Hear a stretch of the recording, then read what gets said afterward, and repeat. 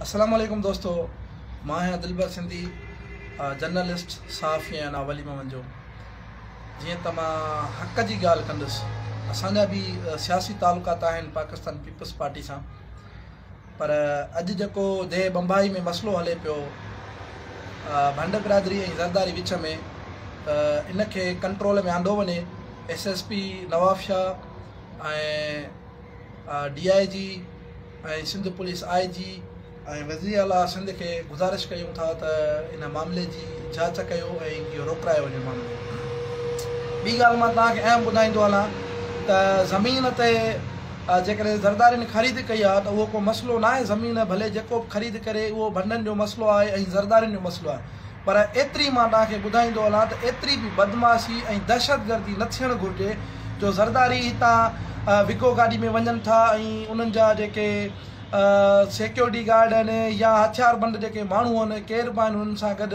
त अॼु जी ताज़ा ख़बर आहे त जॾहिं हिन कच्छे बनी ते वञनि पिया त हितां सरकारी कू माण्हुनि खे गारियूं, कुता भड़वा बुजा माण्हुनि खे घस वींदड़नि खे जेके बचलपुर रोड सां वञनि पिया, को मोटरसाइकिल ते आहे, को पोड़ो आहे, को ॿार आहे, उन्हनि खे गारियूं, घटि वधि ॻाल्हाइण, अॻियां परे थी वञो। पर यार इहा किथां जी इंसानियत आहे? तव्हां कहिड़े क़िस्म जो बिज, कहिड़े क़िस्म जी तव्हां हिते आबहवा पैदा करणु था चाहियो? ज़रदारी आसिफ अली ज़रदारी जेकॾहिं मुल्क जो सदर रहियो आहे या सिंध गवर्नमेंट हुन वटि आहे, त हिन जो मतिलबु त इहो न आहे त तव्हां अवाम खे कुचलियो, अवाम जी बेइज़ती कयो, अवाम खे गारियूं ॾियो। इहो किथां जो इंसाफ़ु आहे? मोहसिन ज़रदारी या उन सां गॾु जेके ॿिया ज़रदारी आहिनि या केर बि आहिनि, बनी जो मसइलो तव्हांजो पंहिंजो आहे। पब्लिक कहिड़ो ॾोह कयो तव्हांजो?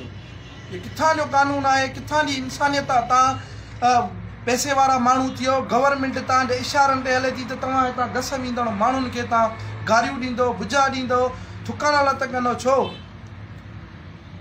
मुंहिंजे हिन वीडियो ठाहिण जो मक़सदु इहो आहे त असां हक़ ते त ॻाल्हाए सघूं था न। असां इंसान परस्त माण्हू आहियूं, इंसानियत ते त ॻाल्हाए सघूं था न। छो इंसान न आहिनि जेके रस्ते ते वञनि पिया? हितां जो जेको रहाकू माण्हू आहे तव्हां उन्हनि खे गारियूं ॾियो था, घटि वधि ॻाल्हायो था। इहा किथां जी वॾेर पाई आहे? या किथां जी तव्हांजी जेको आहे सो दौलतमंद तव्हांजी अमीर पाई आहे? तव्हांजी कहिड़े कम जी आहे? त बराए महिरबानी हिन वीडियो खे तव्हां जेके बि दोस्त आहियो ॿुधंदड़, अवाम ताईं पहुचायो, आला अदालतुनि ताईं पहुचायो त इंसाफ़ थियणु घुरिजे या गुंडागर्दी बदमाशी बंदि थियणु घुरिजे। बाक़ी बनीअ जो जेको मसइलो आहे हिते बम्बई में भंड बिरादरी जो या ज़रदारी बिरादरी जो, उहे पाण में अदालत में या केसनि में हल कनि। माण्हू न मारायो, माण्हू